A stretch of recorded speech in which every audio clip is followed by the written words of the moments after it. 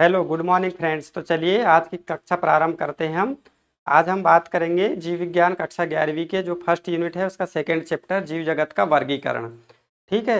हमने पहले की कक्षा में देखा था कि जीव जगत क्या है, जीवन क्या है, सजीव और निर्जीव के बीच अंतर क्या है। फिर हमने देखा था कि नामकरण क्यों करना पड़ा, उनका वर्गीकरण की क्यों आवश्यकता पड़ी। ठीक है। व्यक्तिगत तौर पर किसी भी जीव या जंतु को याद रख पाना या उनके बारे में अध्ययन करना बहुत कठिन था, इसलिए उनका नामकरण और वर्गीकरण किया गया।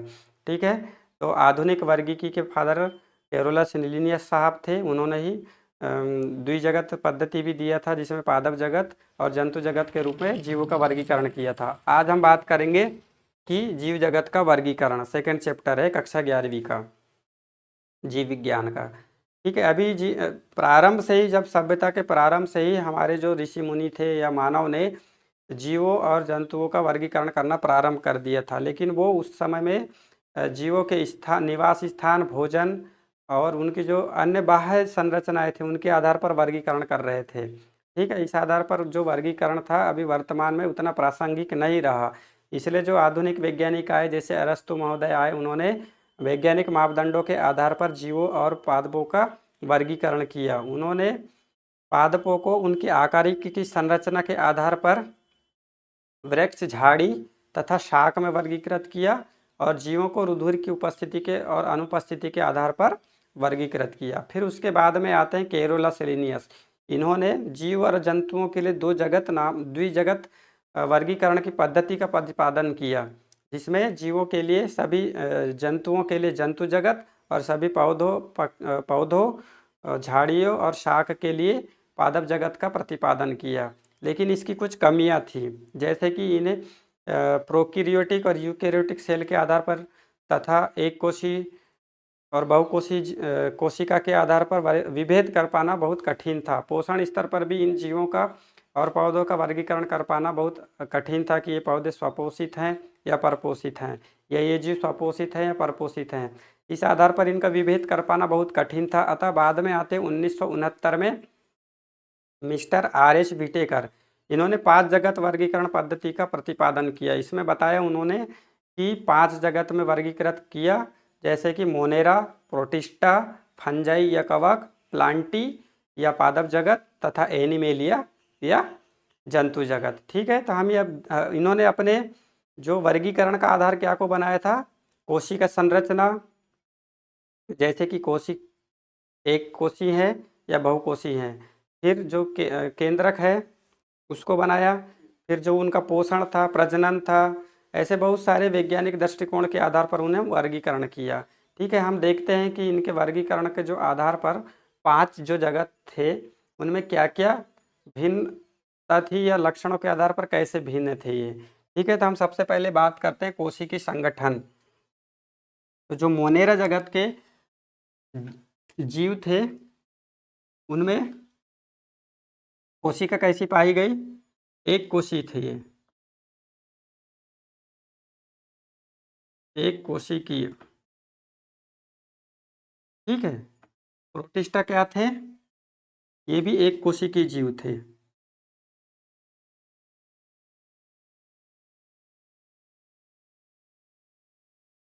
कवक बहुकोशिकी, ये भी बहुकोशिकी।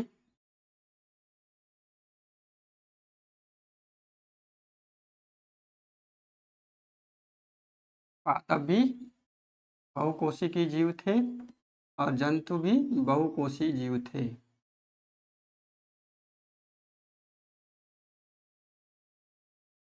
ठीक है। फिर उन्होंने केंद्रक की बात की। तो केंद्रक इनमें क्या था, पूर्व केंद्रीय।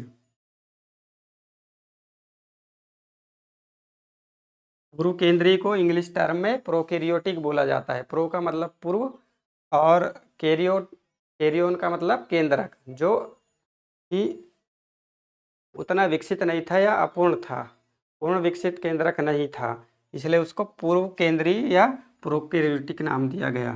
और जो प्रोटिस्टा थे वो क्या थे, सुकेंद्रीय थे। सुकेंद्रीय को एक नाम दिया गया इंग्लिश टर्म में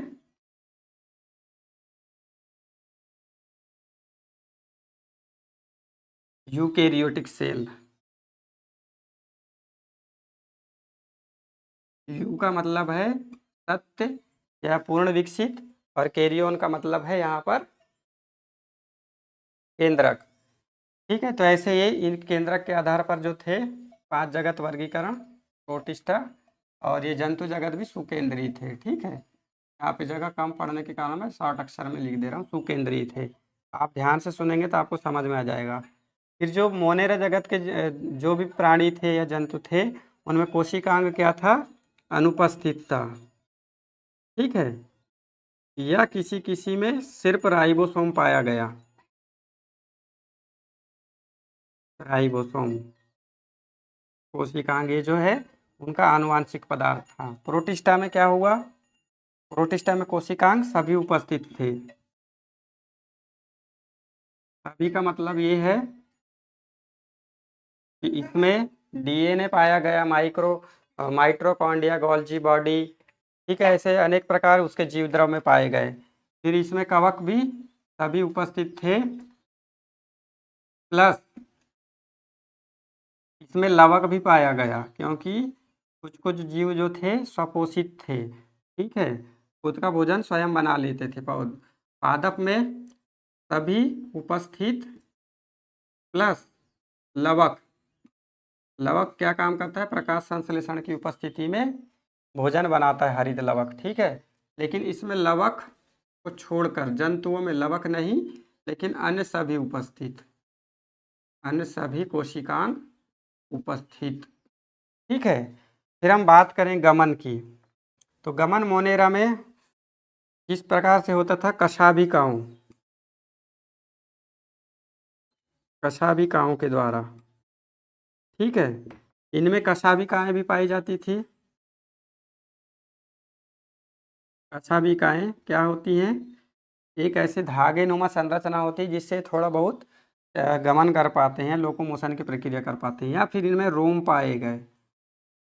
ठीक है, रोम के आधार पर भी इनमें प्रचलन की प्रक्रिया हुई या गमन की प्रक्रिया। और कवक में नहीं पाया जाता। ठीक है, प्लांटों में भी गमन नहीं पाया जाता। और जो जंतु जगत के जीव थे उनमें स्पेशल प्रकार के पेशी तंतु पाए जाते थे गमन के लिए। ठीक है, पेशी तंतु, इसके द्वारा गमन संभव हो पाया। फिर बात करें हम पोषण की, तो मोनेरा में पोषण का क्या स्तर था? ये प्रकाश संश्लेषण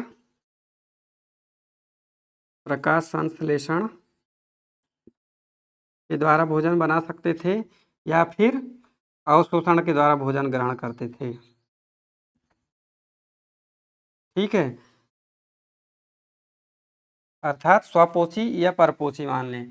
इसमें प्रोटिस्टा में भी स्वपोषी या परपोषी। जो स्वपोषी होंगे वो प्रकाश संश्लेषण के माध्यम से अपना भोजन बना लेंगे। लवक में भी स्वपोषी और परपोषी पाए जाते थे। ठीक है, स्वपोषी और परपोषी। प्लांट में भी स्वपोषी और परजीवी। स्वपोषी में हो गए आम, जामुन, नींबू, इसके ये स्वयं प्रकाश संश्लेषण की प्रक्रिया के द्वारा भोजन बनाते हैं। लेकिन आपने अमरबेल नाम का एक पौधा सुना होगा, वो परजीवी होता है, पैरासिटिक प्रकार का होता है, वो दूसरे पौधों से अपना भोजन ग्रहण करता है। ठीक है, और जो मनुष्य है वो पर पोषण पर आधारित है, अर्थात वो दूसरे जो जीव हैं उनसे पौधों के ऊपर अपना भोजन के लिए निर्भर रहता है। फिर हम बात करते हैं प्रजनन।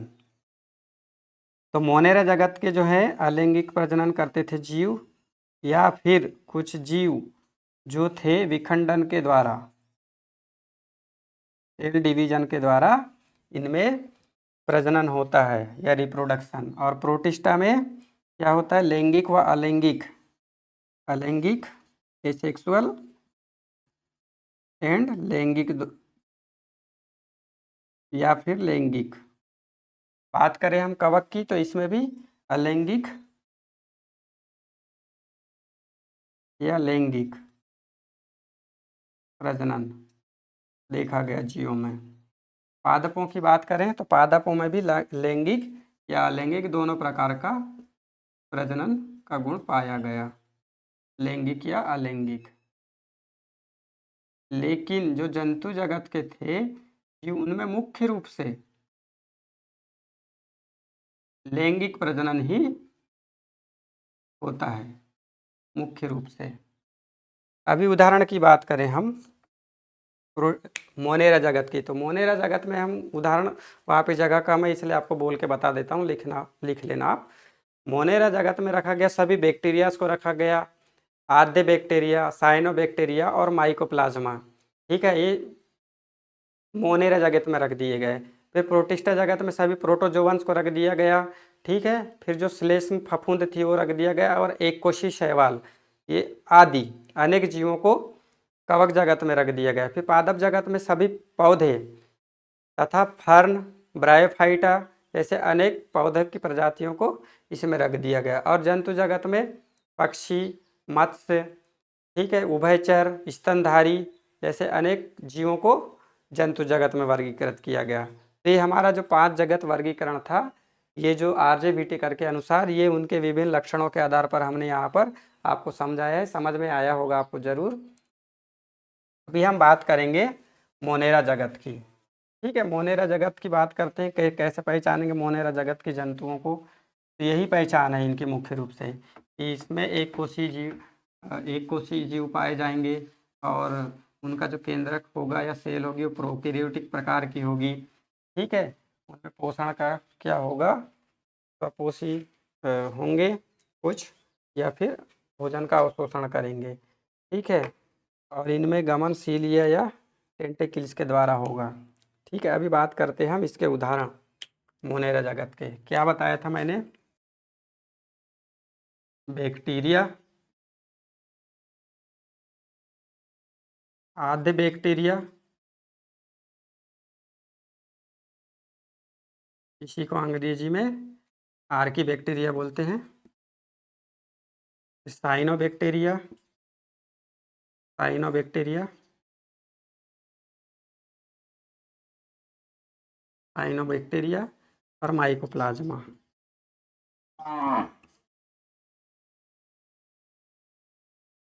ठीक है, यहाँ पर हम देखेंगे बैक्टीरिया का वर्गीकरण।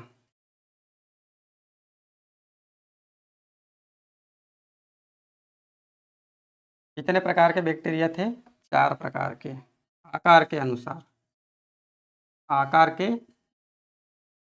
आधार पर। ठीक है, 4 प्रकार के। कौन से थे 4 प्रकार, गोलाकार, गोलाकार को क्या बोला गया,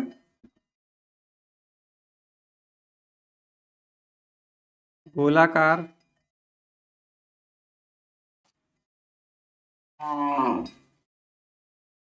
फिर कामाकार, खड़ाकार और सर्पिलाकार। ठीक है, गोलाकार को बोला गया कोकस, अंग्रेजी में कोकस यदि दे दिए आपको तो कंफ्यूज नहीं होना है। कामाकार को खड़ाकार को बोला गया बेसिलस,